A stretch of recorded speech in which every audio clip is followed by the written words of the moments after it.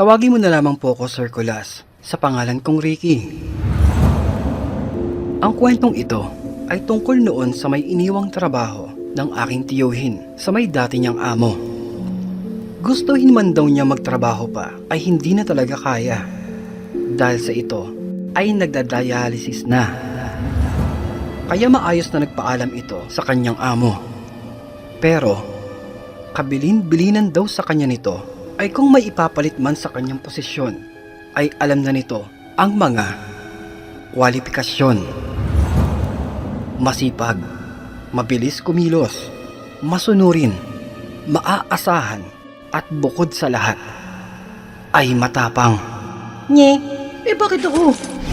Kayo na nga na nagsasabing babakla-bakla ako dahil matatakotin ako.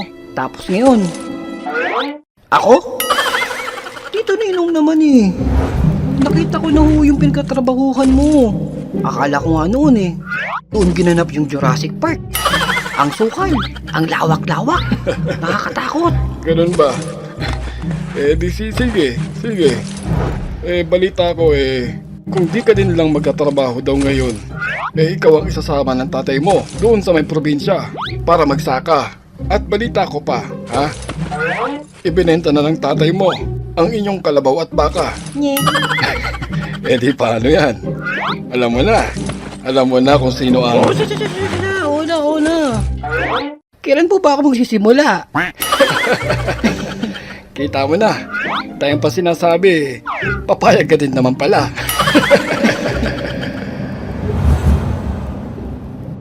Isang malaki, napakaluma at mayamang kabahayan ito sa may lungsod Quezon, sa may lugar ng New Manila. Isa itong lugar kung saan ay matatagpuan ang napakaraming makalumang kabahayan. Mga tanyag, mga sikat, na kaya nga ito noon ay sinasabing sentro ng mga pamilyang mayayaman. Mga angkan ng politiko, artista, may impluwensya at may malalaking negosyo ang mga madalas may-ari ng mga malalaking kabahayan dito. Na sinasabi ding narito ang mga bantog na mga ikanga nila ay haunted house.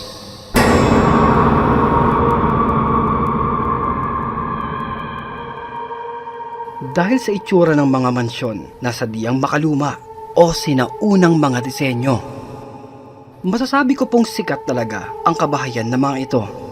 Dahil kilala at madalas nang napapanood ito sa mga pelikula ang malaking kabahayan na talagang sa unang tingin pa lamang ay umaangkop na ito sa mga palabas na katatakutan. Kaya hindi mabilang ang mga pelikulang ginamit ang malaking kabahayan na ito para sa kanilang mga tema ng magagandang pelikula. Nasa kabila ng angkin nitong ganda, madalas daw itong paramdaman ng mga elementong nakatira sa napakalaking loteng nasasakupan ng mayamang kabahayan. At ayon pa sa mga kwento-kwento dito, ay hindi na mabilang ang mga pagpaparamdam, pagpapakita ng mga makapanindig balahibong mga nilalang.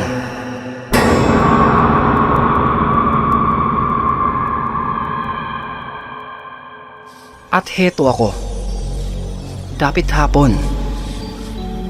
Kasulukuyang katatapos ko lamang magwalis ng mga nalaglag na mga tuyong dahon sa may malawak na bakuran. Abala akong nagdidilig sa kahabaan ng mga namumukadkad na mga halaman. At nang mapansin ko nang kumakagat na ang kadiliman, kako ay bukas naman ang ibang maiiwan, kung kaya ay nagligpit na ako ng mga kagamitan. Nang biglang may narinig ako.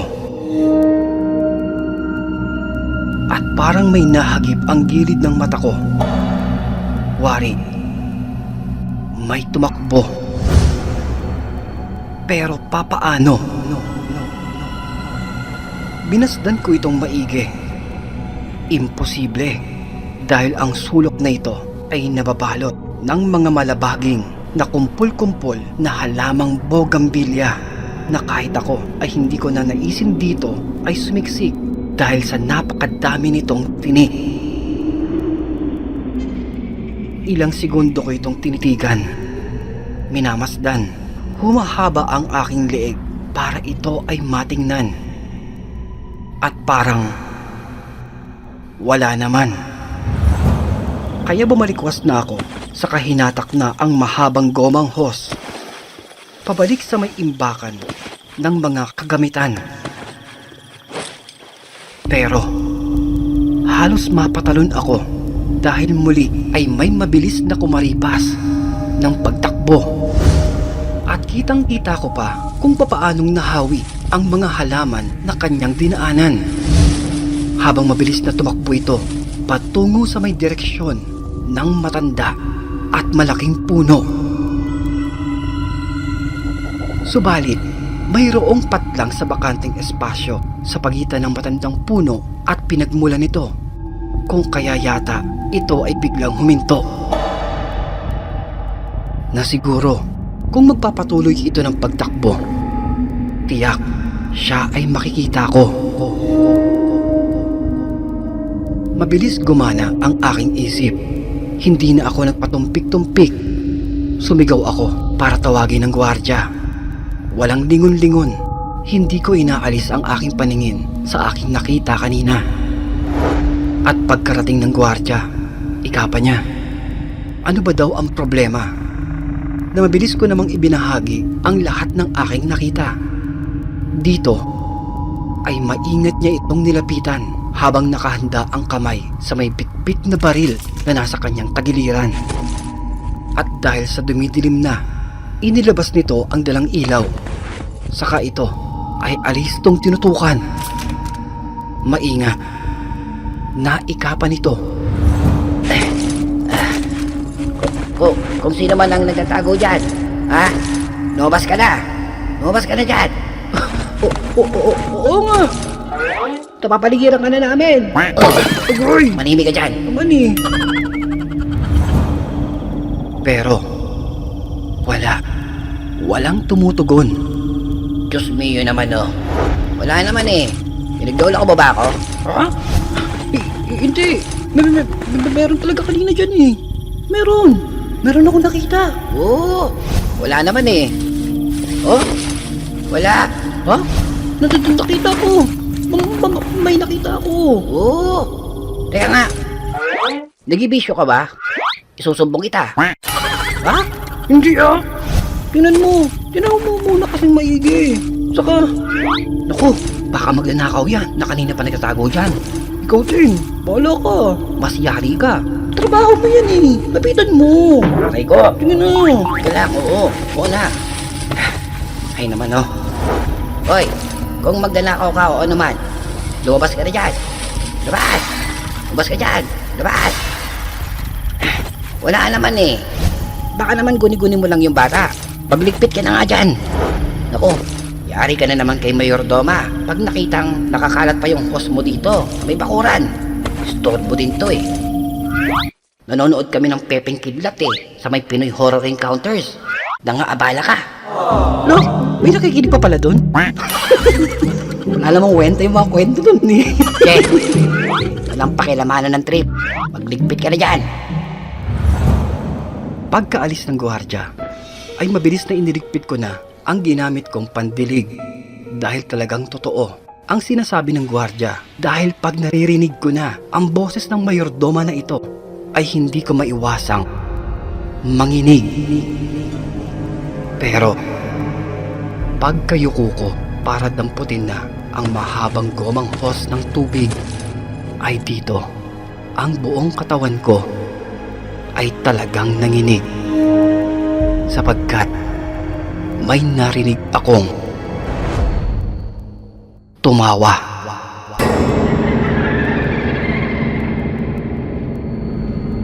Kaya mabilis akong tumayo. Dama ko na parang ginagapangan ng bilyong boltahe ang buong katawan ko. Ngunit, hindi ako basta nagpapatalo sa ganito. At tulad nga ng sabi ng aming gwardiya, ay baka lamang ako ay namamalikmata. Huminga ako ng malalim. Dinampot ang gomang hose na ang tubig ay patuloy na umaagos. Dala ng kuryosidad, nilapitan ko ang masukal na halamanan. Maingat. Sinilip ko ang kaloob-looban. Dahan-dahan. Pero wala naman akong nakitang kakaiba. Dito ay napapamaywang na lamang ako at di maiwasang matawa. Napalingon pa nga ako sa aking likuran na kung sa akin ba ay mayroong nakakita at natatawa na baka ako ay mapahiya. Mabilis ko nang kinaladkad ang gomang hose. Nagmamadali dahil latag na ang dilim at maya-maya lamang ay bubusina na ang sasakyan ng aking amo. Pero habang papalayo ay muli kong sinulyapan ang makapal na halamanan at parang napako ang aking paa sa huli kong pagakbang dahil kitang-kita ko ang isang payat na anino. Nawari, dahan-dahang tumatayo doon sa kanyang pinagtataguang pwesto.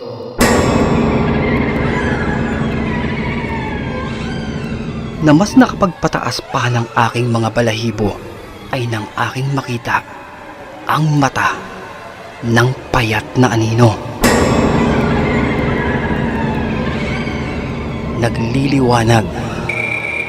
Nagliliwanag ang dilaw nitong mga mata at lumukso ito patungo doon sa may matandang puno at biglang naglaho.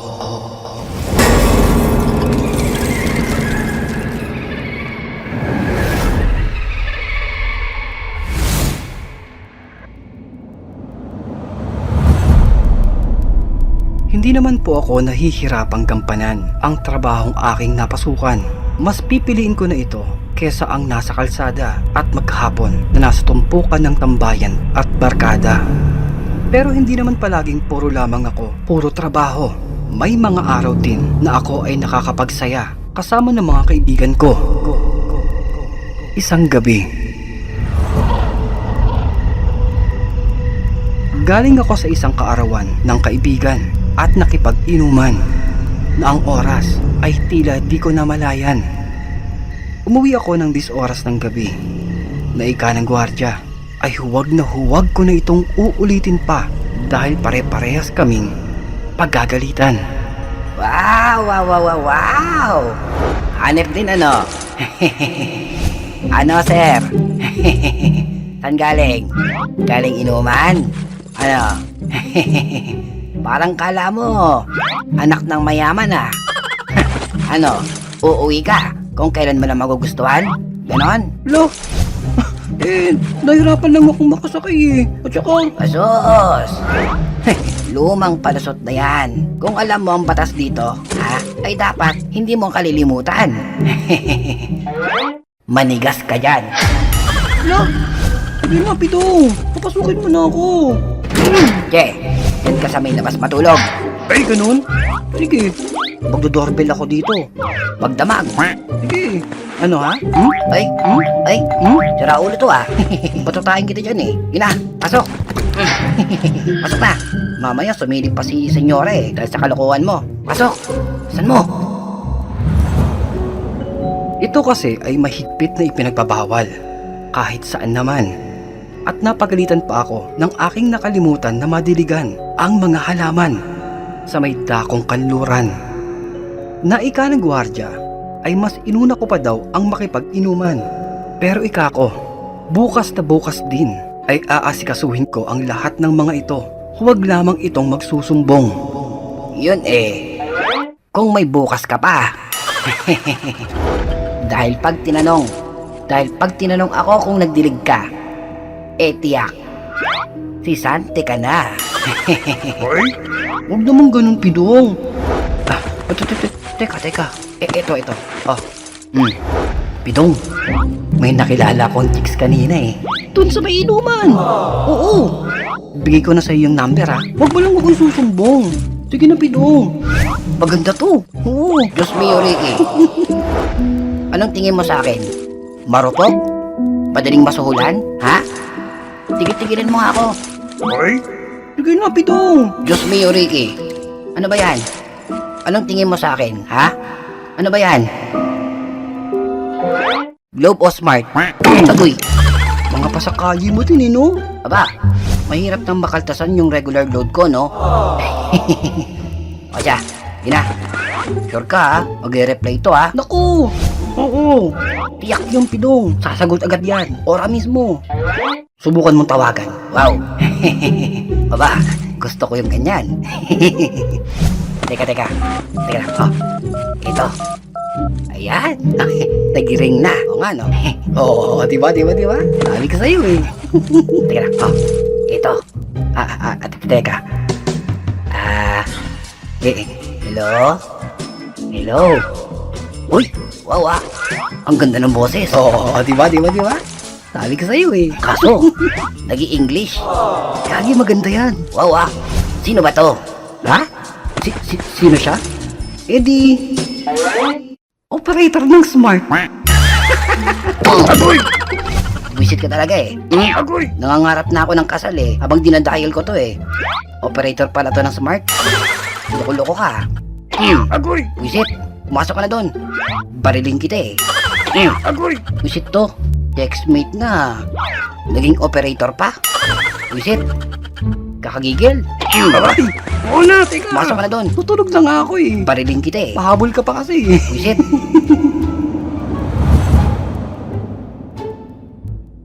Papasok na sana ako sa aming ikanga ay servant's quarter. Nang makaramdam ako ng tawag ng kalikasan. Pero, nag-aalinlangan ako dahil tiyak na magigising ang matandang katulong dahil ang palikuran ay malapit sa kanilang pintuan at panigurado ito ay magsusumbong kinabukasan. Kaya naisip ko, doon na lamang ako sa may likod ng bahay magbabawas. At sa may madilim na sulok ng hardin, doon ko tipo magdilig. Nahihilo at pasuray-suray ko itong tinungo. Dama ko na ang pagod at antok. Kaya ko, kailangan ko na talagang matulog para bukas ay hindi nila mahalata na nakaligtaan kong gawin ang pagdidilig sa malawak na hardin. Habang umiihi, napatukod pa ako sa may puno. Kinikilig. Habang sa may dilim, ay tahimik akong nagdidilig. Nang may para akong napansin. May naaamoy ako. Mabaho, masangsang, at nakakasulasok. Parang pinaghalong nasusunog na tuyong dahon at buhok. Dito ay itinaas ko na ang aking kilikili na baka ang naaamoy ko lamang ay ang aking sarili. Pero hindi. Dahil ang naaamoy ko ay talagang masakit sa ilong. Napakatapang na aroma, parang pinaghalong amoy ng asong walang ligo, alimuom at alipunga sa may paa. Ko pa nga, pagkagising ko ay maliligo talaga ako dahil baka ang amoy sa aking sarili lamang ang hindi ko naaalintana. Pero bigla akong natigilan. Natila ako ay binuhusan ng isang drum ng nagyayelong tubig sa aking kinatatayuan. Dahil may naririnig ako sa aking likuran. At dito, nalanghap ko ang isang pamilyar na amoy ng usok ng tabako.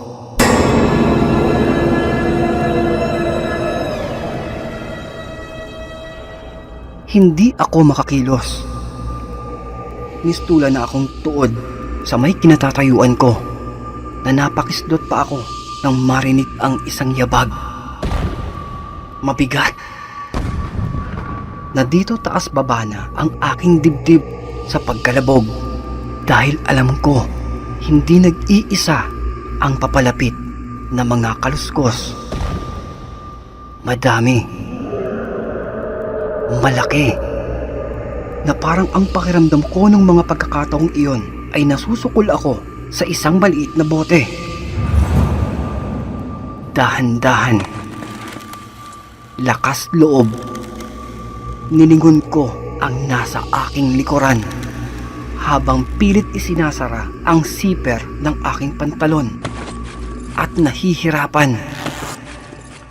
At halos sumabog ang aking ulo dahil sa nag-uumapaw na takot nang tumambad sa aking harapan ang mga maitim, kahindik-hindik na may nagliliwanag na mga mata at nanlilisik habang subo ang kani-kanilang tabako at umuusok. Magkakatabi na mga nilalang na kung tawagin ay kapre.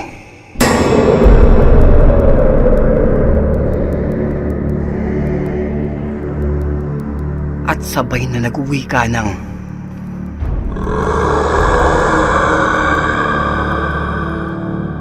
Babaya! Babaya! Babaya!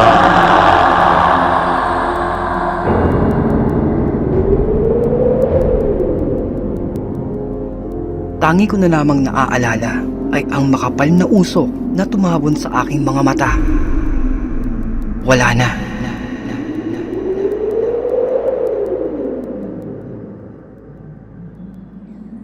Kinabukasan, hindi na talaga naiwasan. Talagang inulan na ako ng sandamakmak na sermon. Dahil natagpuan ako ng matandang kasambahay na tulog sa mismong kinatatayuan ko nung gabing iyon. Na naiwan pa daw na nakabukas ang aking pantalon. Nakakahiya. Pero kinahapunan ding iyon, inapoy ako ng mataas na lagnat na ikapa ng matandang kusinera habang ito'y natatawa na mukhang may masisisante na naman.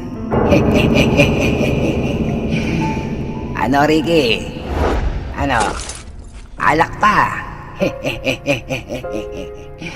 Alak pa? Ewan ko sa'yo. Na dahil nga sa aking pagpapabaya, ako ay natutong pagpahalagan ang aking trabaho. Pero may isang ginintuang diskarteng ipinamana ang tito ko bago niya ako ipinasok dito sa may trabaho.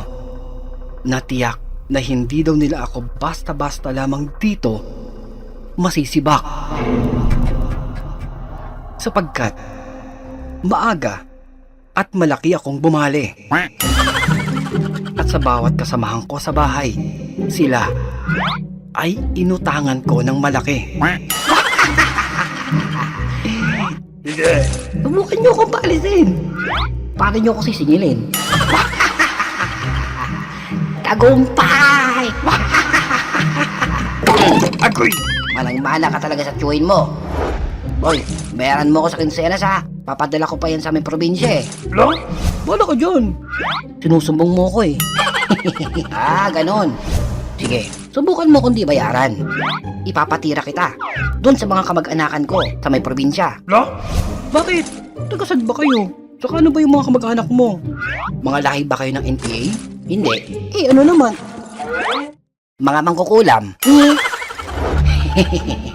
Taga-Sikihor kaya kami. Kaya sige, subukan mo huwag bayaran. Teka, ha? Nasa na ba yung karayom ko? Aray! Tingin buhok. Aray! Alam mo ha? Ito naman eh. Parang 50 lang eh. Pahabayin pa ba natin to? Ito na oh. Bayaran ka naman eh. Kala ko, pahihirapan mo pa ako eh.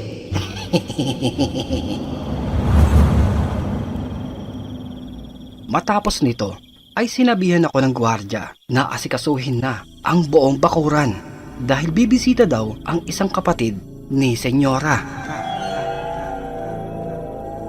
Na pagdating nga ng tanghali ay isang mahaba at itim na sasakyan ang pumarada sa may harapan ng malaking kabahayan. Hindi maikakaila ang estado ng sakay nito dahil sa nakakamanghang modelo ng sasakyan nito na tiyak napakamahal ng presyo sa may merkado. At napatulala na lamang ako sa may tindig ng kapatid ni Senyora. Mababakas sa kanya ang kalidad na napakataas. Sa kabila ng edad nito ay nananatili pa rin malakas, sopistikado. Tahimik lamang ang malaking kabahayan. Wala itong magarbong entrada, tanging simpleng kainan.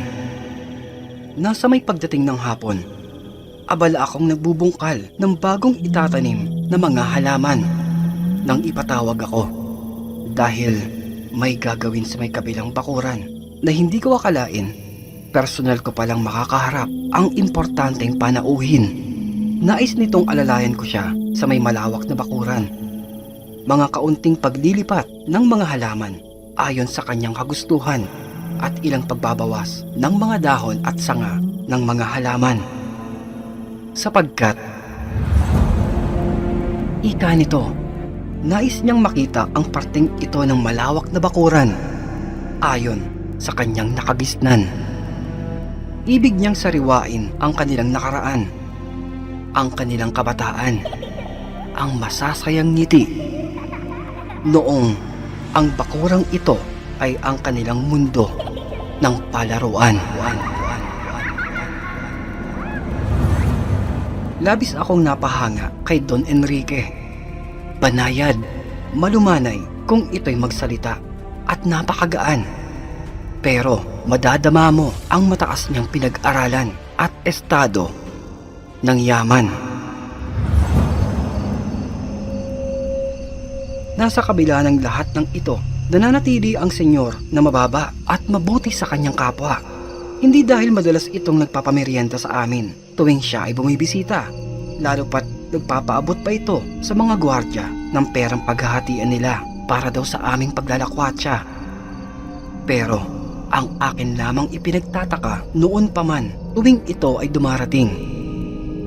Nais nito ay mismong siya lamang mag-isa sa may malaking bakuran at tahimik na magdidilig.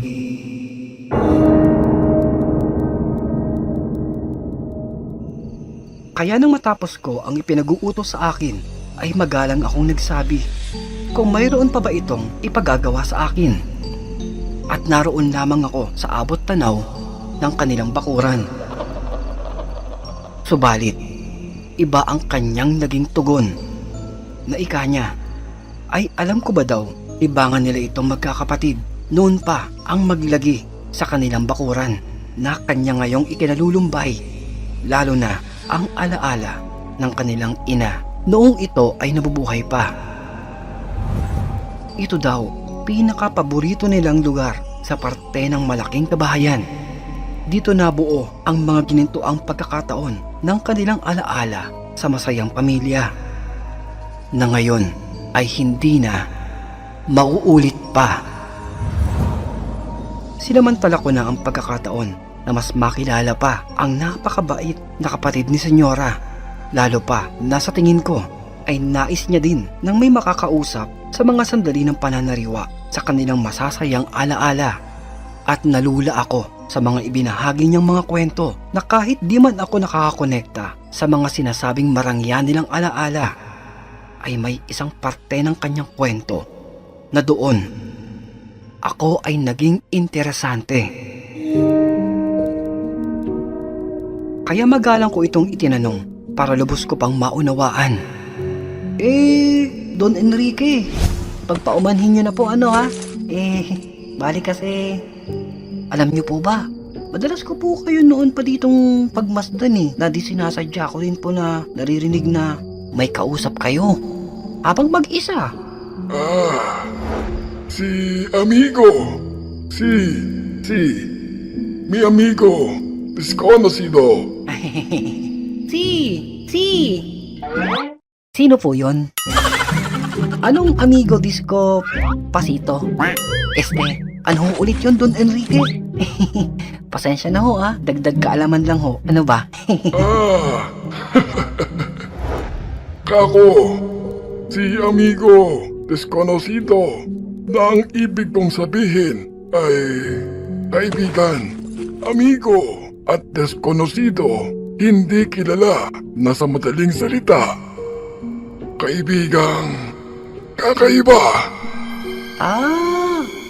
Muntik na akong magutom. Kala ko kanina tunog ng tosino hamonado Ganun ba? Bueno, iho.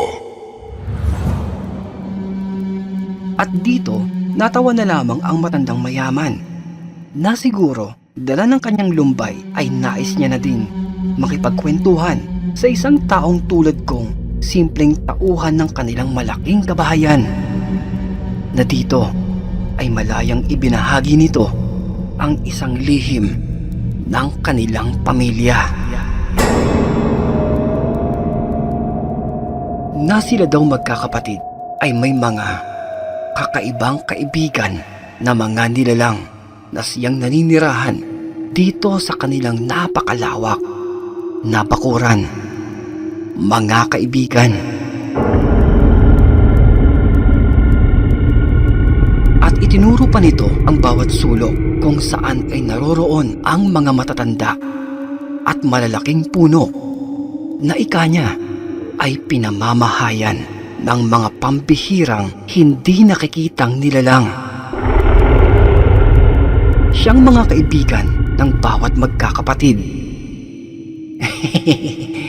Don Enrique, ang hirap din pala ng buhay niyo noon, no? Paano mo naman nasabi? Kasi dahil hindi pa uso nun yung cartoons, nakakalikha na kayo ng mga sarili nyong mga guni-guni. Joke. Huwag niyo akong sisantehin. Ikaw talagang bata ka. Nakakatuwa ka. Hayaan mo. Pag-iisipan ko. No, Don Enrique naman biro lang na. Ano naman sige, alis na ako. Ayaw niyo. Ang gulo-gulo mo Ang gulo-gulo mong bata ka.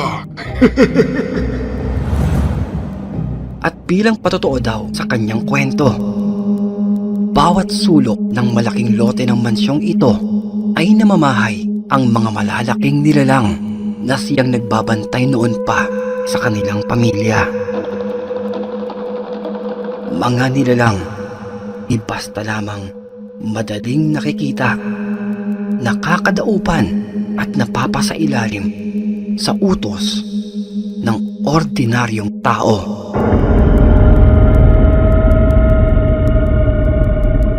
Nakatunayan, bawat isa sa kanila ay may natatanging kaibigan, mga bantay. Isa sa kanilang bunsong kapatid na nasa may timog na bahagi ng bakuran. Nakatira ito sa may malaki at matandang puno ng akasya. Sa ikalawang kapatid na lalaki, nakatira sa may gitnang likuran na mataas na puno ng nara. At kay Senyora na siyang nakatira sa malaking puno ng pulang balete na nasa may tapat ng kanyang bintana.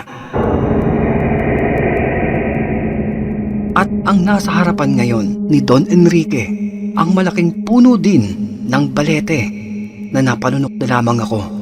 Dahil dito ako noon umihi at kamuntikan sibakin ng aking amo.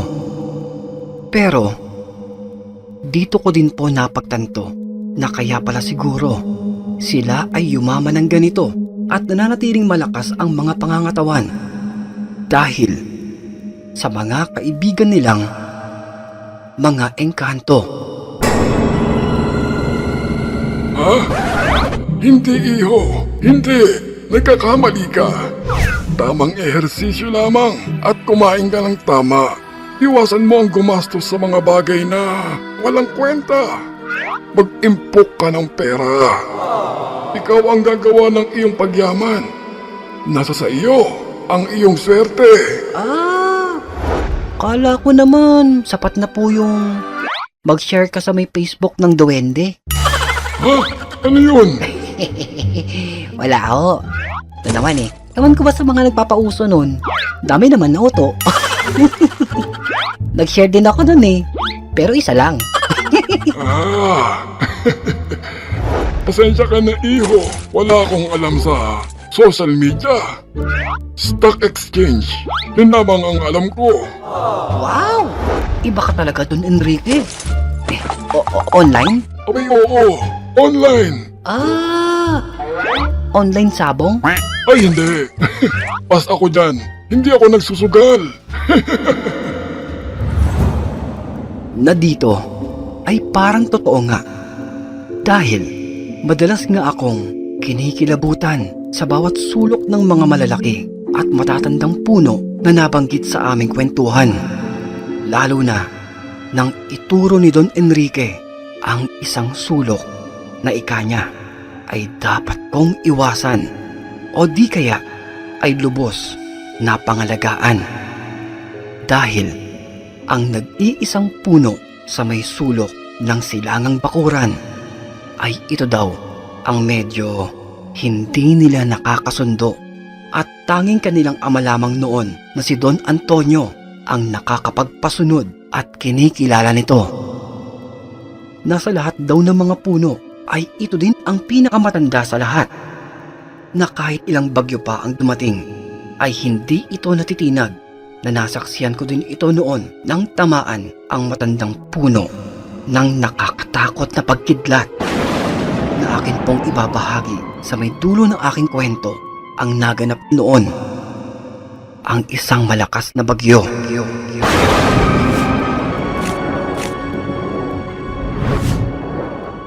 Sa katagalan ng aking pamamalagi sa malaking bahay na ito, ay halos nakabisado ko na yata ang lahat. Mula sa may pagputok ng araw tuwing Lunes na mga araw-araw na mga gawain hanggang sa paglubog ng haring araw tuwing Linggo. Kabisado ko na kung ano ang unang gagawin ng mga katulong. Mga huling utos tuwing gabi bago kami ay matulog. Pero noon ay mayroon talaga akong natatanging napapansin. Dahil ayon sa aking pagkakaalam at parang nakabisado ko na nga ang lahat, lalong-lalo na sa tuwing oras ng paglilibot na ginaganap sa mga nakatakdang oras at mga lugar. Napapansin ko tuwing 3:00 sa 10 oras ng gabi ay tuwing nagigising ako palagi, ako ay inuutusan ng gwardiya na kunwari ay may ipinapakuha ito sa may dako doon at dito na sumatotal ay para na din akong tila naglilibot na hindi naman ito sakop ng aking trabaho. Alam mo, Pidong, palit na lang kaya tayo ng pwesto. Ikaw naman kaya pagsaran ko minsan ng gate tapos pati sahod mo, magpalit na rin tayo. Nakakapagod na, Pidong eh. Sige na. Araw-araw, gabi-gabi, puro ka ganyan eh. Sige na, Ricky. Sige na. Kaya isang beses ay tumanggi na ako na kahit anong suhol at biglang pagiging babait nito ay talagang tumanggi na ako. Wala. Sige na, Ricky. Pakitingnan naman yun, oh. Sige na. Sir. Walang ganun dun, no? Tigilan mo na nga ako. Nung nakaraan, sabi mo, tingnan ko yung ganun. Sabi mo, Ricky, tingnan mo nga yung balon sa likod. kamo baka puno na. Uy! Malay mo, umaapaw na, di ba? Mali ko ba ganun kakatanga? Uy! Ano ha? Uy! Balon yun, Pidong. Balon. Ano mapupuno yun? Eh, di naman sinasalukan ng gripo yung balon na yun, no? Sige na kasi, Ricky. Puntahan mo na. Sir! Eh, ano bang meron, ha? Bakit ba ako palagi ang inutusan mo, Pidong, ha? Parang nung nakaraan lang sabi mo. Ricky, Pakicheck nga yung mga manok sa likod. kung tulog na. At ako naman si Ututo. Pinuntahan ko.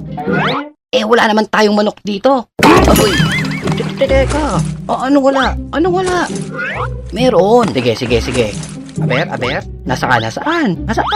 Ha? Wala ba? Eh, di wala. Aray ko. Ako talaga, ginigigil mo no? Ay. Nakakasakit ka na, Ricky, ha? Nakakasakit ka na. Puputukan kita nito. Sige. Ano, ha? Ah, ganun. Eh, kung paputukin ko kaya yung nunal mo sa may ilong, no? Aray ko. Oo. O, teka. Wala, baka si senyora na yan. Wala. O, teka. Hello? Hello? Ha? Opo. Ha? Opo. Sige po. Sige po. Wala. Sige. Oh, anong sabi ni senyora? Ha? Wrong number eh. Aray ko. Aray. Puro kalokohan no? Aray ko. Inaabala mo ko eh. Teka. Aray ko. At dumating ang isang kasamahan nitong gwardiya na nasa kabilang entrada na narinig ang aming pagtatalo. At dito ay halos lamunin ng lupa ang gwardyang si Pidong dahil sa mga nalaman ko. Sapagkat ayon pala sa kwento kung bakit ito nagkakaganito ay dahil sa isang magandang babae. Na natatawa pa nga ako dahil hindi ba't ito naman ang kanyang hinahuhumalingan? Lalo pa at kilala namin itong manyakis sa bawat mga katulong na namamasukan. Na yun pala, isang gabi nang naglilibot ito, napadako ito sa may malawak na likod ng kabahayan. Doon sa may bakanteng espasyo kung saan ay madalas ipinaparada ang mga sirang sasakyan. Tahimik itong naglalakad. Pinapasadahan ng hawak na ilaw ang bawat sulok ng madilim na kapaligiran. Malamig ang klima na pinaparesa ng maliwanag na buwan. Nang biglang makarinig ito ng isang pagsitsit. Shh. Shh.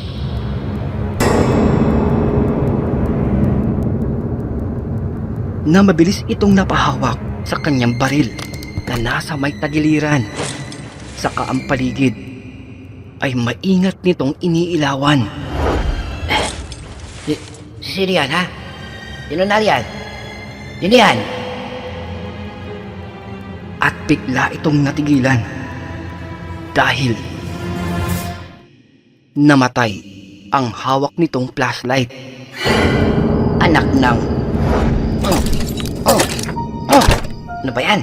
Bakit ngayon pa to talaga nawalan ng baterya, Anak ng lintik naman, Teka.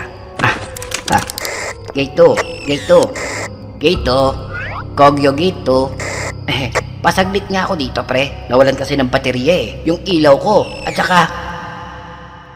Nang biglang may nakita siyang babae.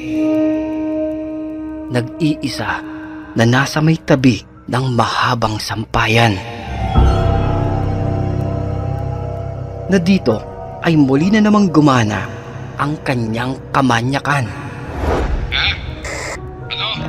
Ha? Hindi kita maintindihan. Ha? Gate 1. Kako. Andyan ka pa ba? Wala. Ano?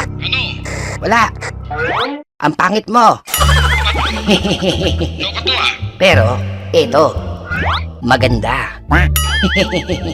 Teka. At kinikilig niyang nilapitan ang tahimik na dalagang nagsasampay. Na ang plano daw nito ay hihipuan ang babae sa may likuran, tsaka gugulatin at magkukunwari na akala ay hindi nito nakita dahil sa ang paligid ay napakadilim. Dahan-dahan, napapangisi at kinikilig pa ito dahil mukhang makakatsamba na siya sa bagong pasok na kasambahay na matagal na niyang niningitian. Akalain mo nga naman, oh. First base to. Nasa kanyang paglapit ay napapikit pa ito nang maamoy ang napakabango na halimuyak ng dalaga. Amoy sampagita. Naku, tiyak, mabango din ang kanyang... teka. Kaya mas lalong ginanahan ito sa kanyang kamanyakan at nang gustong makalapit ay buong gigil niyang sinapo ang likuran ng nakatayong babae. Oh, huli ka, Balbon. Pero nangilabot ito ng dahan-dahang lumingon ang tahimik na nakatayong babae. Ang babae na buong akala niya ay tahimik na nagsasampay sa may dilim. Pero nang humarap ito sa kanya ay tila huminto ang daloy ng dugo sa kanyang buong muka dahil sa labis na kaba, sapagkat dahan-dahan humarap sa kanya ang isang babae. Wasak ang panga, naaagnas at nakatitig ito sa kanya. Ang dilat na mata na halos ay nakaluwa. At saka lamang niya lubos nakita ang babae na ito ay nakalutang sa may lupa. Binigo na siya ng kanyang tuhod, nabuwal ito sa pagkakatayo. Hindi ito makasigaw, walang lumalabas sa kanyang lalamunan dahil sa labis na takot. At dito siya nagtanda dahil dahan-dahan yumuko ang babaeng nakaputi at inilapit nito ang kanyang naaagnas na muka habang matamis na nakangiti. Sa kamarahan, hinaplos nito ang muka ng gwardyang si Pidong. At saka malakas siyang sinampal sa kanang muka, na dito ay parang saka lamang siya natauhan. Kumaripas ito pabalik sa kanilang pwesto na halos mabaliw sa labis na takot at nakasalubong pa niya ang kanyang kasamang gwardya. Labis itong nagtataka. Hindi nito maunawaan ang sinasabi ng takot na gwardya, pautal-utal na kaninang manyakis na gwardya, sapagkat papaano nga ba siya mauunawaan samantalang nakatabingi ang kanyang muka. Una ay natatawa pa ang kasama nitong gwardya, pero nang malamang hindi ito nagbibiro ay kahit ito ay nalito. Naakala naman ni Pidong ay madali lamang itong mawawala, ngunit nagkakamali siya na kung hindi pa ito humingi ng tulong sa matandang kusinera, na kung siya ba ay may kilala na marunong maghilot, ay hindi na muli pang maibabalik ang nakatabinging muka. Kaya kahit ang ilan nilang kasama ay nangilabot nang malaman ang tungkol sa nakakatakot na ligaw na kaluluwa na kanyang nakita, lalong-lalo na nang makita sa muka ng manyakis na gwardya ang ebidensya na ika daw nang humilot sa kanya. Mabuti at nakuha pang maibalik ang kanyang muka. Pero hindi na ang kanyang dating kumpiyansa. Kung kaya sa tuwing ganitong alanganing oras, ito ay kakaba-kaba. na natatawa na lamang ako nang akin nga itong malaman. Ay! Kaya pala! Tingnan mo nga naman ano, ang tindi mo pala talaga, Pidong. Pati kaluluwa. Talo-talo. Ibang-iba kang manyak ka. Kung kaya, magmula po noon ay madalas ko na itong tinatakot na minsan ay kunwaring nakakaamoy ako ng napakabangong sampagita. Kasunod nito ay ang mukha naman niyang namumutla at halos hindi na ito mapakali sa kinapupwestuhan niya. Oh, Pidong! Masyado ka na naman yatang maaksaya sa kuryente ah. Daming nakabukas na ilaw oh. Oh! Patayin natin to. Ay, saka ito. Ay, at saka ito. Ay. Che, tumamig ka nga dyan. Huwag kang nakikialam. Umayos ka sa harapan ko. Ju, go away.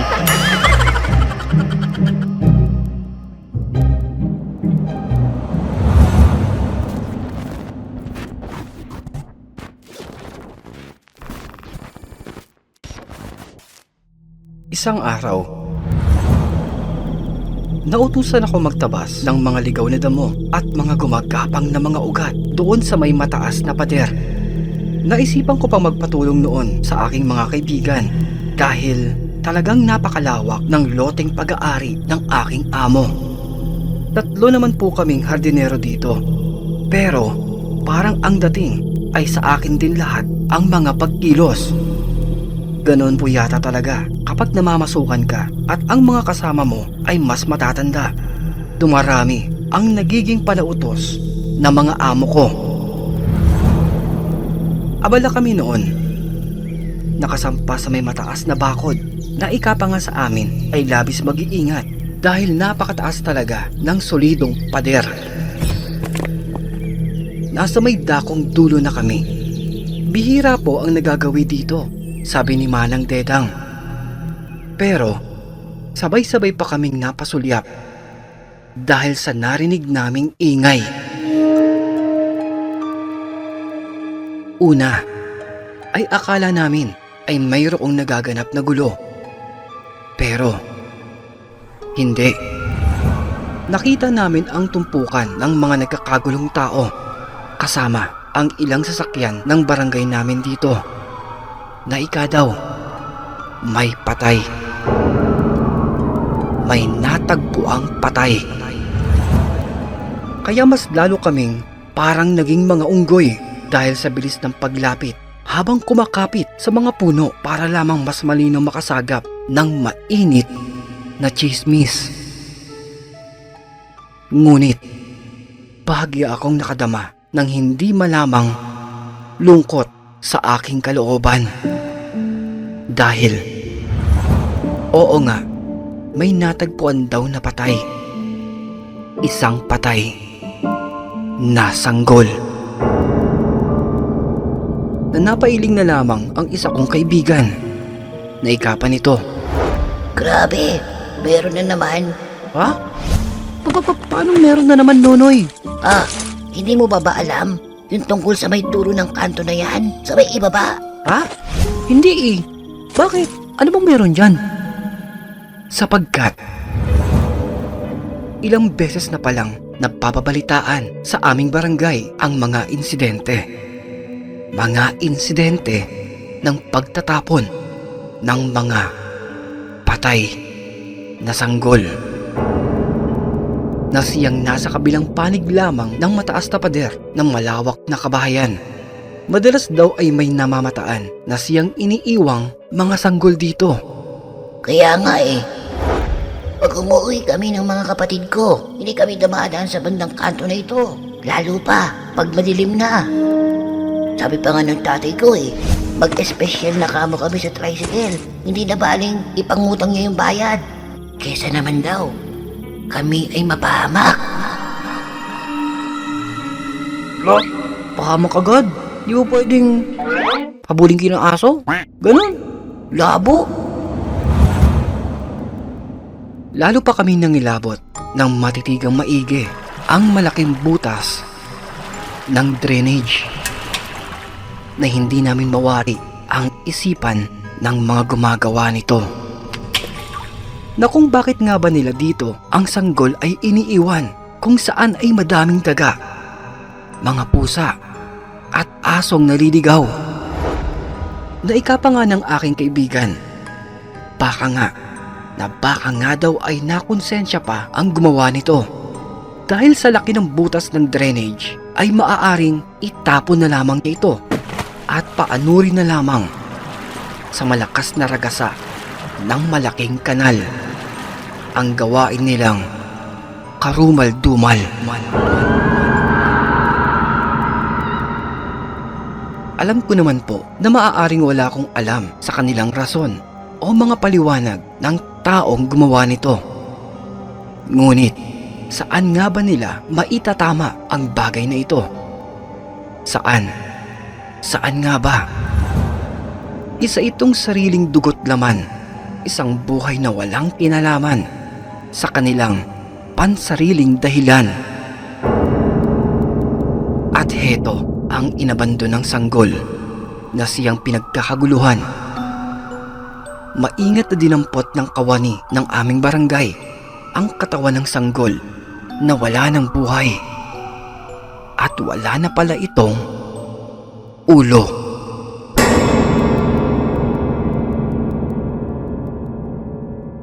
At isang gabi, nagkaroon ng malawakan at mahabang oras ng brownout. Nasigaw pa ng mayordoma ay kung may kumilos na ba para sa may makinarya. Kung kaya, alisto kong tinakbo ang nakahimpil na generator doon sa may likod bahay. Dala ang flashlight at susi. Alisto kong binuksan ang maliit na silid kung saan ito nakatago. May kalakihan itong 5 talampakan na madali ko namang nakita ang mga dapat kong buksan at mga buton na dapat pihitan. Pero bigla akong natigilan dahil nakakarinig ako ng mga nakakaawang maliit na pag-iyak ng isang lumuluhang sanggol.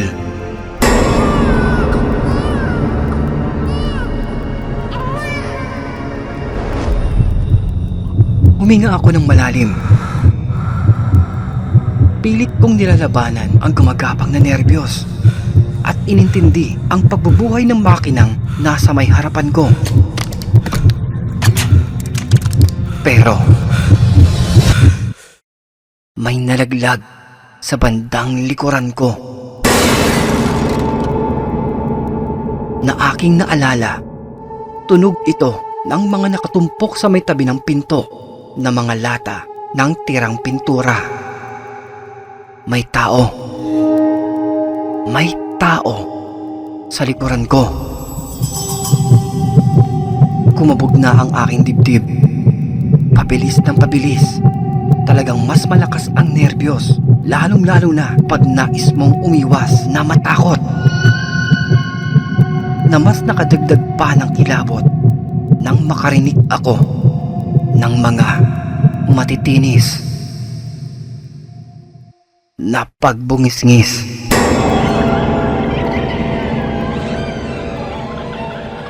Wari, natutuwa sa may itsura kong nagkukulay suka.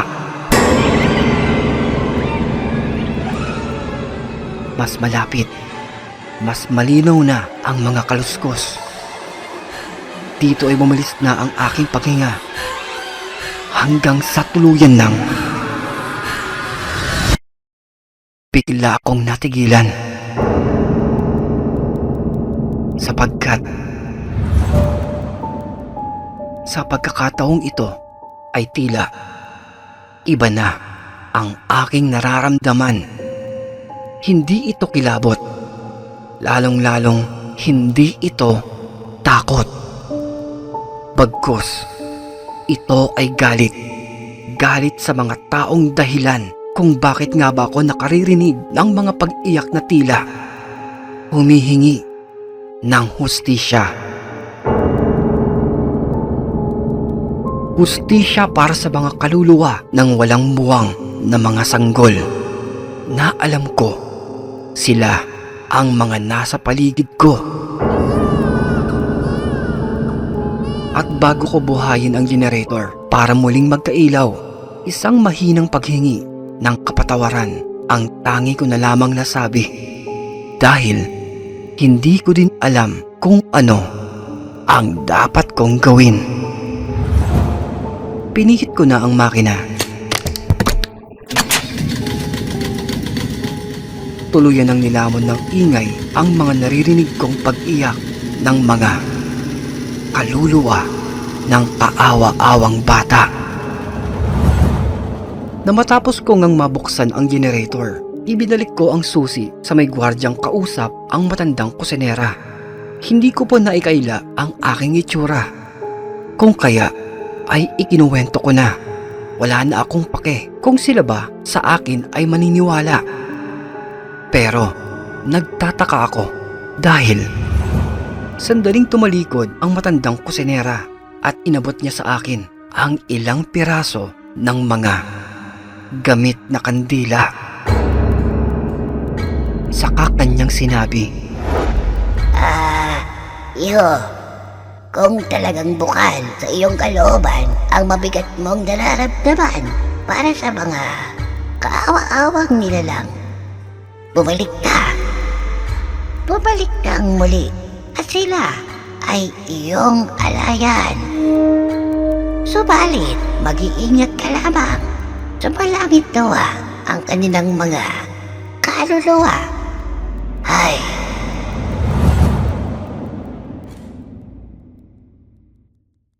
naika ni Manang Dedang na sa aking pagbabalik ay akin daw sindihan ang mga hawak kong esperma.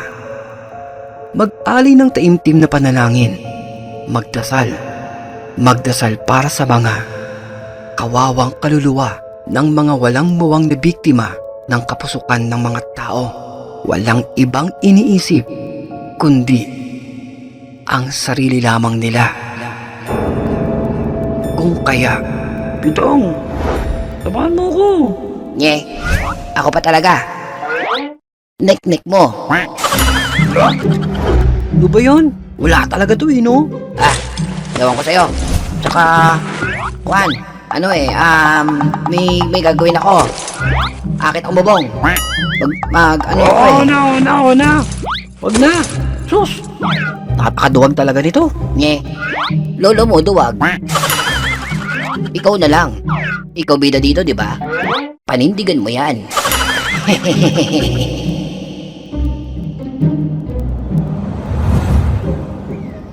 Buwan ng Mayo. Panahon ng bakasyon. Tag-araw. Pero heto.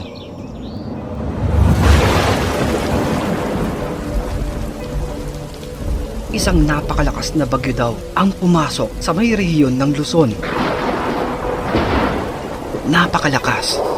Madaming mga kabahayan ang binaha noon at halos ang lahat ng mga nagtatayugang mga puno ay niyuyugyog. Naglalangit-ngitan. Napakalakas ng hangin.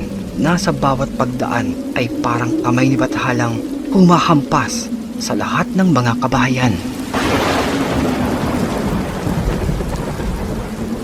Kaliwat kanan, maririnig ang pagsipol sa daluyong ng hangin. Nawari, ang lahat ay sinusubukan kung mananatiling matibay. Pero, sinamang palad ang ilang bubungan na siyang nagliliparan. Na maririnig sa kabilang panig na mataas na pader ang mga taong nagkakaproblema. Malalakas na pagbusina sa kanilang mga sasakyang nilalamon ng tumataas na tubig doon sa may kalsada. Nais ko sanang tumulong para ay magtulak ng mga tumitirik na mga sasakyan. Pero talagang napakalakas ng bagyo. Hindi mo kakayanin ang manatiling nakatayo sa lakas ng ihip nito. At narinig na nga namin ang dumadugong-dung na boses ng aming mayordoma. Ano? pa rin kikilos? Hinihintay niyo ba ako talagang magbunganga dito? Ano? Nakikita ko kayong lahat sa may bintana. Ano? Anak nang, kumakaway ka pang pidong ka. Sara ulong to. Anong tingin mo sa sarili mo? Nasa may arrival ka ng airport? Puwisit na to. Kumilos na kayo. Mga tinamaan kayo ng lintek. Kilos. Anak nang. Ayan. Yan na. Malakas na lalo. Kumilos na kayo. Mayora talaga, no? Minsan ang sarap ding asarin Ano kaya kung maglaho tayong lahat dito, tapos siya ang lumabas at kumilos ng lahat ng mga inuutos niya? Ano kaya, no? Walastik talaga yung bunganga Akala ko nga kanina kulog. Bunga nga pala niya yun. Pambihira. Oh, lakas ang ulan. Ay, Diyos ko. Naikapa ng aming mayordoma. Nag-uutos ito na aming ihanda na ang makinaryang generator dahil tiyak tuwing ganitong panahon atin pong asahan ang pagkawala ng kuryente at tiyak na ito'y matatagalan. Na hindi pa man kami nakakapagsuot ng kapoteng pananggalang sa ulan ay totoo nga, agad nang nawalan ng kuryente sa may buong kabahayan. Ano? Lintek! Ang init na dito Yung aircon ni Senyora Naku, pidong! Kumilos na kaya!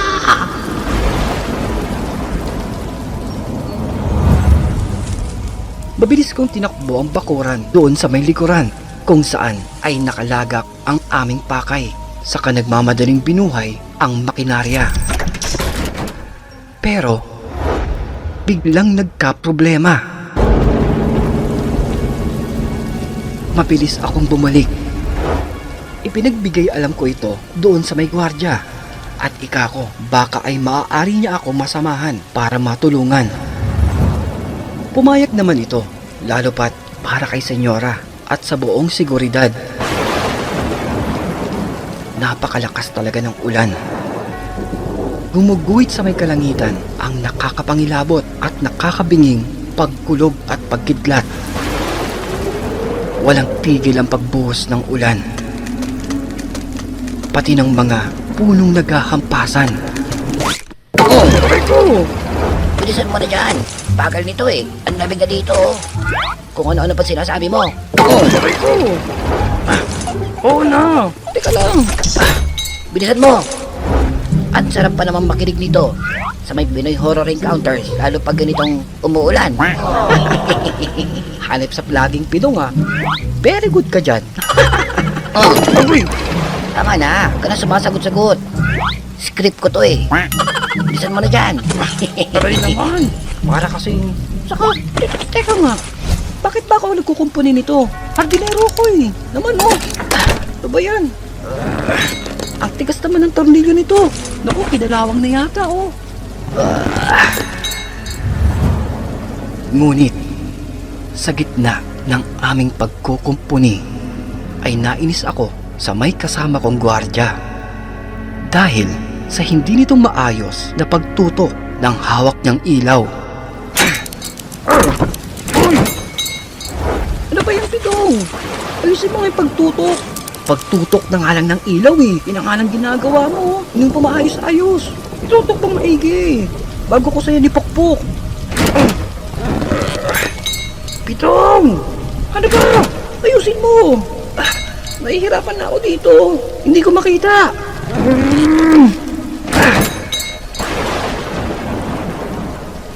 Hanggang sa bigla niya itong pinatay. Anak no! Anong trip yung pitong?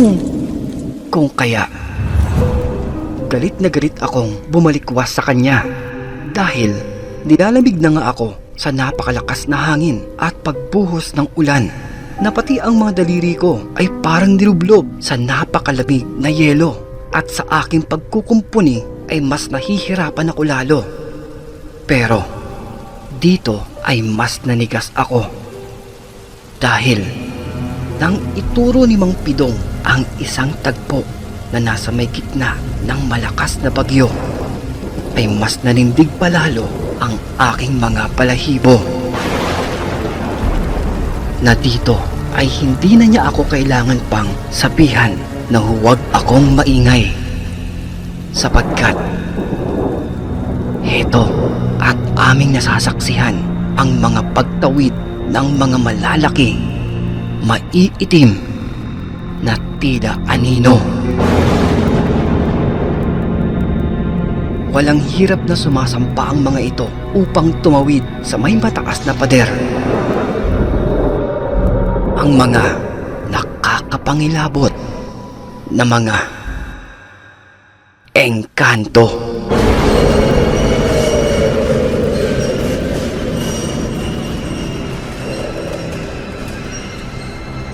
At parang mga bulang biglang nawawala sa tuwing pumapasok sa malalaking puno ng balete, akasya at mangga. Subalit, napalunok ako bigla dahil tila hindi kami kaila sa aming mga nakikita. Sa gitna ng pagkulog at mga pagkidlat, nakatulala lamang kami habang sila ay aming pinagmamasdan. Sapagkat sumulyap pa ang mga ito sa amin at wari ipinamamalas ang kanilang mga nagliliwanag na mga mata.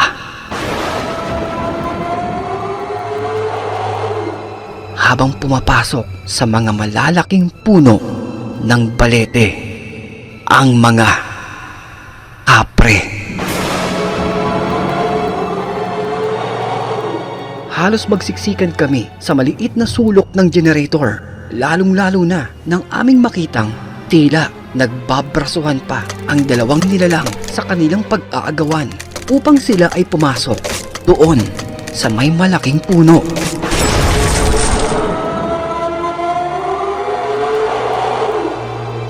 Nang biglang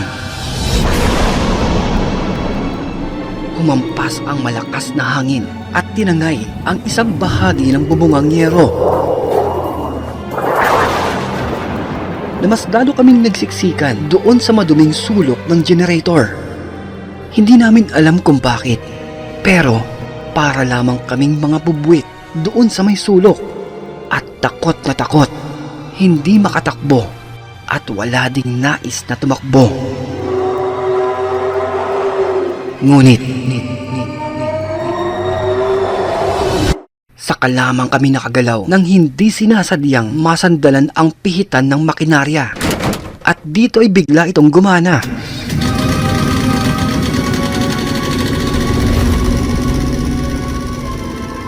Sunod-sunod na nagliwanag ang mga ilaw sa buong kasa, kasabay ng paglalaho ng mga malaking engkanto.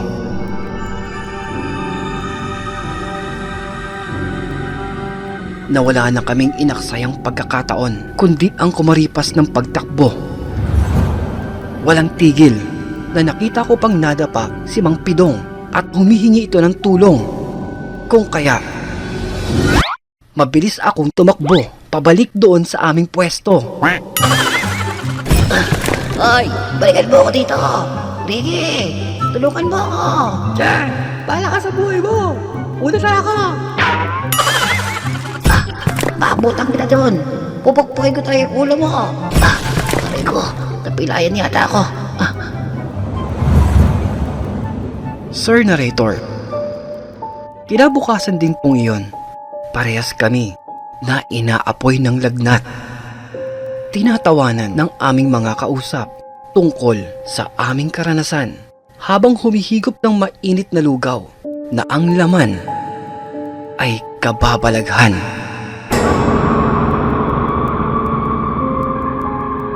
Kasalukuyan na po akong nakatira dito sa may Baliwag, Bulacan. Magmula na magpalit ng pamamahala ng mga nagmana doon sa malaking kasa. Karamihan sa amin ay tuluyan nang nawala. Mayroon na din po akong pamilya. At ito ang aking kwento na habang buhay kong ibabahagi sa kanila ang kwento sa may lumang kasa.